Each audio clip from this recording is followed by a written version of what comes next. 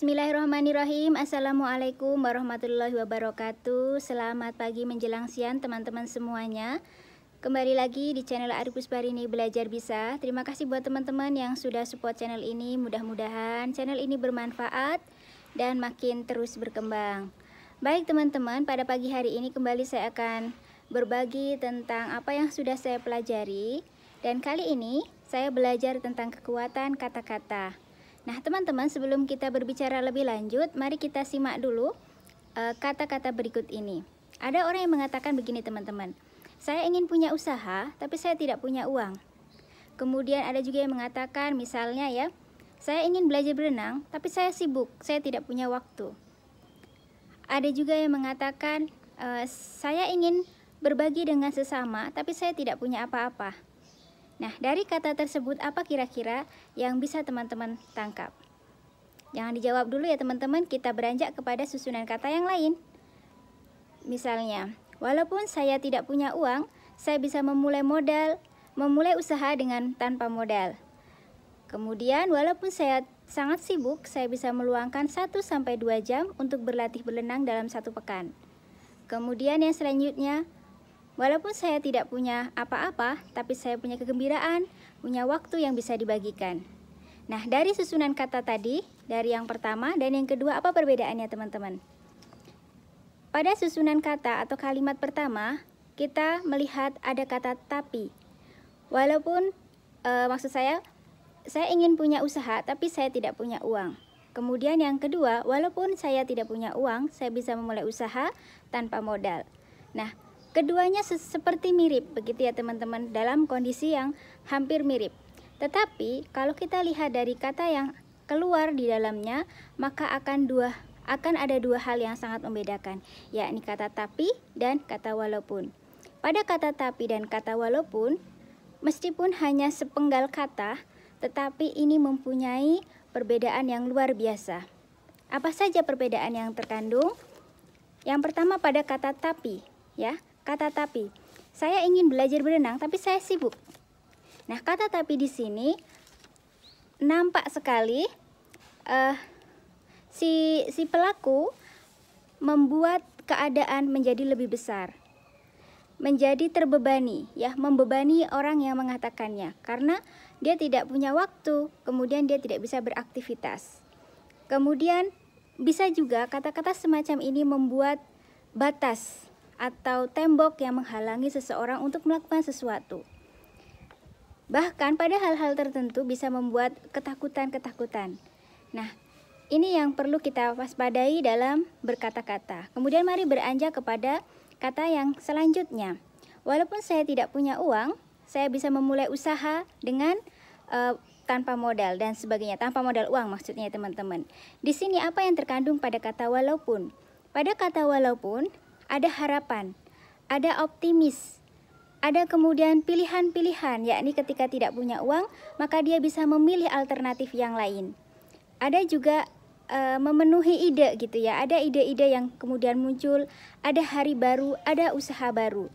Nah, inilah dua hal yang sangat membedakan dalam sebuah kata-kata. Bisa dibayangkan teman-teman, seandainya kita mengucapkan kata-kata semacam ini dalam kehidupan sehari-hari, maka akan ada banyak akibat atau efek yang bisa dimunculkan. Ketika kata tapi menjadi kebiasaan kita, maka bisa jadi hari-hari kita sebenarnya telah dibatasi oleh diri kita sendiri. Nah, ketika kata walaupun muncul dalam kehidupan kita, insya Allah kita akan bisa mengatasi berbagai hal yang mungkin kita hadapi dalam kehidupan sehari-hari. Nah, teman-teman semua, tanpa kita sadari sebuah kata itu memberikan efek yang luar biasa dalam kehidupan seseorang. Itu hanya kata dalam tapi dan walaupun. Bagaimana dengan kata-kata yang lain? Sebuah kata bisa menyejukkan hati seseorang, bisa menenteramkan orang yang sedang gelisah. Sebuah kata juga bisa memotivasi seseorang. Sebuah kata bisa menjadi dorongan atau pemberian solusi. Bahkan kita sering mendengar gitu ya, bahwa kata adalah doa. Untuk itu kita sebagai seorang muslim harus berhati-hati dalam mengucapkan kata. Karena kata ini akan mempengaruhi apa yang selanjutnya terjadi. apalagi kata itu sudah menjadi doa, begitu ya teman-teman. Maka bukan tidak mungkin sebuah perkataan kita akan mewujudkan suatu keadaan di masa yang akan datang. Sebuah nasihat tadi saya dengar ya teman-teman, sebaiknya kata itu tidak untuk mendeskripsikan keadaan kita hari ini, tetapi kata itu harus merubah situasi kita di hari ini gitu ya. Itu sebuah nasihat bijak bahwa kata itu tidak harus kemudian mendeskripsikan apa yang kita alami, tapi kata dapat kita olah untuk menjadi sebuah kondisi perubahan yang terjadi di hari ini. Bisa jadi memang realitinya di lapangan seperti yang terjadi seperti itu gitu ya, ada kesulitan dan sebagainya, tetapi kata bisa dibuat untuk membuat semakin mudah, semakin kuat. Kata bijak yang lain juga saya dengarkan dari materi saya kali ini, jangan bunuh masa depan Anda dengan kata-kata Anda yang kurang baik. Maka dari itu teman-teman semuanya, mulai hari ini ya kita coba untuk memikirkan kembali apa-apa yang keluar dari kata-kata kita. Jadi sebuah perubahan pada manusia itu kan dimulai dari sikap, dari langkah yang dia pikirkan, yang dia ambil, yang dia olah dalam pikirannya. Setelah itu akan muncul pada keperkataannya, kemudian ke perbuatannya. Kalau kita memilih kata-kata yang memang negatif, maka kita sudah memilih dua langkah, dari mulai memikirkan, kemudian mengeluarkan. Bukan tidak mungkin kita akan menyusulkan dengan sebuah tindakan. Maka dari itu, pilihlah kata-kata yang memang bisa membuat kita menjadi lebih baik di masa yang akan datang. Begitu teman-teman untuk hari ini tentang kekuatan kata-kata yang sangat dahsyat bagi kehidupan manusia. Kita dianjurkan untuk memilih kata-kata yang baik dalam menghadapi kehidupan kita sehari-hari, agar senantiasa optimis, agar senantiasa memaknai semua yang terjadi ini sebagai sebuah kesempatan, bukan sebuah hambatan. Dan jangan membentengi diri dengan membatasi kita pada kesulitan-kesulitan kita dan menambah keadaan semakin runyam dengan terus mengatakan hal-hal yang negatif tentang keadaan kita. Padahal semuanya bisa berubah setiap saat. Terserah Allah yang akan mengaturnya, tetapi kita sebagai manusia berikhtiar.